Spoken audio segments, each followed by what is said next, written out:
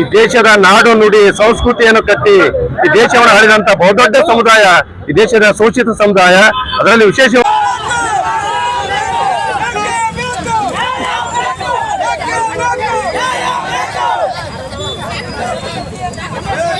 ಬೇಡ ಸಮುದಾಯ ಈ ಕರ್ನಾಟಕ ರಾಜ್ಯವನ್ನು ಕಟ್ಟಿ ಆಳಿದಂತ ರಾಜ್ಯ ವಂಶಸ್ಥ ಸಮುದಾಯ.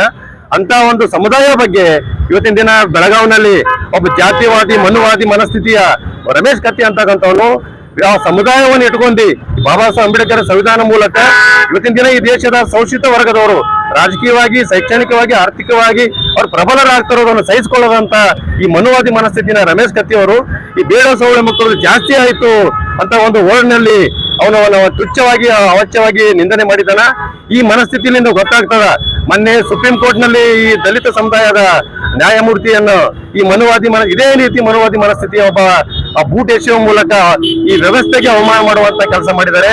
ಇದು ಒಂದು ಬೇಡ ಸಮುದಾಯಕ್ಕೆ ಒಬ್ಬ ಜಾರಕಿಹೊಳಿ ಅವರಿಗೆ ಯಾರಿಗೆ ಮಾಡಿದಂತ ವಿಷಯ ಅಲ್ಲ. ಈ ಮನುವಾದಿ ಮನಸ್ಥಿತಿಗಳು ಈ ಸಮುದಾಯಗಳು ನಮ್ಮ ಲೆವೆಲ್ ಬರ್ತಾ ಇದಾವಲ್ಲ, ನಮ್ಮ ಮಟ್ಟಕ್ಕೆ ಬೆಳೀತಾ ಇದಾರಲ್ಲ, ಒಂದು ಸಹಿಸ್ಕೊಳಕ್ ಆಗ್ತಾ ಇಲ್ಲ. ಆ ಒಂದು ಮೆಂಟಾಲಿಟಿ ಇಟ್ಕೊಂಡು ಈ ಜಾತಿವಾದಿ ಮನಸ್ಥಿತಿಯ ರಮೇಶ್ ಕತ್ತಿ ಈ ರೀತಿ ಮಾತನಾಡಿದ್ದಾನೆ. ಅವನ ಮೇಲೆ ಈಗಾಗಲೇ ಬೆಳಗಾವಿನಲ್ಲಿ ಈ SC/ST ದೌರ್ಜನ್ಯ ಕಡೆಯಲ್ಲಿ ಪ್ರಕರಣ ದಾಖಲಾಗಿದೆ. ಆ ಕಾಯ್ದೆಯ ಪ್ರಕಾರ ಅವನನ್ನು ಬಂಧಿಸಬೇಕು, ಅವನ ಒಟ್ಟು ಆಸ್ತಿ ಮುಟ್ಟುಗೋಲು ಹಾಕಬೇಕು, ಅವನನ್ನು ಗಡೀಪಾರು ಮಾಡಬೇಕು ಅಂತ ಹೇಳಿ ನಾವು ಇವತ್ತಿನ ದಿನ ಈ ಕರ್ನಾಟಕ ಇಲ್ಲಿ ಗುಲ್ಬರ್ಗಾದಲ್ಲಿ ಈ ವಾಲ್ಮೀಕಿ ಸಮುದಾಯದ ಮುಖಂಡರು ಮತ್ತೆಲ್ಲ ಬೇರೆ ಬೇರೆ ಸಂಘಟನೆಗಳು ಮಾನವ ಬಂಧು ವೇದಿಕೆ ಜಂಟಿಯಾಗಿ ನಾವು ಶಾಂತ ರೀತಿಯಿಂದ ಒಂದು ಸಾಂಕೇತಿಕವಾಗಿ ಒಂದು ಪ್ರತಿಭಟನೆ ಮಾಡೋದ್ರ ಮೂಲಕ ಅವನ್ನ ನಾವು ವಿರೋಧ ಮಾಡ್ತಾ ಇದ್ದೇವೆ. ಕೂಡಲೇ ಸರ್ಕಾರ ಅವರನ್ನು ಬಂಧಿಸದೇ ಇದ್ದರೆ ಈ ರಾಜ್ಯದಲ್ಲಿ ಉಗ್ರವಾದಂತಹ ಹೋರಾಟಗಳಿಗೆ ಎದುರಿಸಬೇಕಾಗ್ತದೆ ಅಂತ ಹೇಳಿ ನಾವು ಎಚ್ಚರಿಕೆ ನೀಡ್ತಾ ಇದ್ದೇವೆ. ನಿನ್ನೆ ಬೆಳಗಾವಿಯಲ್ಲಿ ನಡೆದ ಒಂದು ಘಟನೆ ಇಡೀ ರಾಜ್ಯಕ್ಕೆ ಮತ್ತು ವಿಶೇಷವಾಗಿ ನಮ್ಮ ಕರ್ನಾಟಕ ವಾಲ್ಮೀಕಿ ನಾಯಕ ಸಮಾಜಕ್ಕೆ ಒಂದು ನೋವಿನ ಸಂಗತಿಯಾಗಿದೆ. ಆ ಜಿಲ್ಲೆಯ ಮಾಜಿ ಸಂಸದರಾಗಿರ್ತಕ್ಕಂಥ ರಮೇಶ್ ಕತ್ತಿ ಅವರು ಜಾರಕಿಹೊಳಿ ಕುಟುಂಬವನ್ನ ಹಿನ್ನೆಲೆ ಇಟ್ಕೊಂಡು ಏನ್ DCC ಮತ್ತು ಚುನಾವಣೆಯಲ್ಲಿ ಏನು ಹೀನಾಯವಾಗಿ ಸೋಲನ್ನ ಸಹಿಸಿಕೊಳ್ಳಾರ್ದೇನೆ ರಾಜಕೀಯ ಹಿತಾಸಕ್ತಿಯನ್ನ ಮರೆತು ರಾಜಕೀಯ ಜಿದ್ದಾಜಿದ್ದಿಯಲ್ಲಿ ತಾವು ಸೋಲನ್ನ ಅನುಭವಿಸಿದ ಹತಾಶರಾಗಿ ಇವತ್ತ ಇಡೀ ನಾಯಕ ಜನಾಂಗಕ್ಕೆ ಒಂದು ಅವಮಾನ ಮಾಡತಕ್ಕಂಥ ನಿಟ್ಟಿನಲ್ಲಿ ವಾಲ್ಮೀಕಿ ಸಮಾಜದ ಬಗ್ಗೆ ಅಪೂರ್ವವಾಗಿ ಬೇಡ ಸುಳ್ಳು ಅಂತಕ್ಕಂಥ ಶಬ್ದವನ್ನ ಉಪಯೋಗ ಮಾಡಿ ಇಡೀ ರಾಜ್ಯಕ್ಕೆ ನಮ್ಮ ಜನಾಂಗಕ್ಕೆ ಒಂದು ಅಪಮಾನ ಮಾಡಿದ್ದಾರೆ.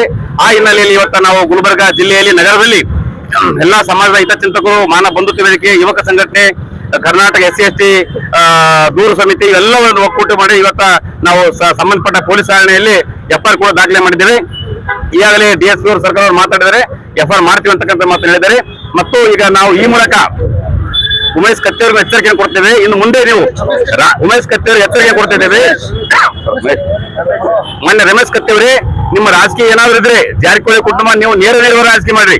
ನೀವು ಸಮಾಜವನ್ನ ಇಲ್ಲಿ ತುಷ್ಟೀಕರಿಸಿ ಸಮಾಜಕ್ಕೆ ಅವಹೇಳನ ಮಾಡಿದ್ರೆ ಮುಂಬರುವ ದಿನಗಳಲ್ಲಿ ಇಡೀ ನಿಮ್ಮ ರಾಜಕೀಯ ಜೀವನವೇ ಸರ್ವನಾಶ ಹೋಗ್ತಕ್ಕಂಥ ಮಾತನ್ನ ಹೆಸರು ಹೇಳ್ತಾ ತಕ್ಷಣ ಸರ್ಕಾರ ಮಧ್ಯಪ್ರವೇಶಿಸಿ ಈ ನೀಚನನ್ನ, ಜಾತಿವಾದಿಯನ್ನ, ಮನುವಾದಿಯನ್ನ ಗಡಿಪಾರು ಮಾಡ್ಬೇಕಂತಕ್ಕಂಥ ಬೇಡಿಕೆಯನ್ನು ಇವತ್ತು ನಾವು ಇಡ್ತಾ ಇದ್ದೇವೆ.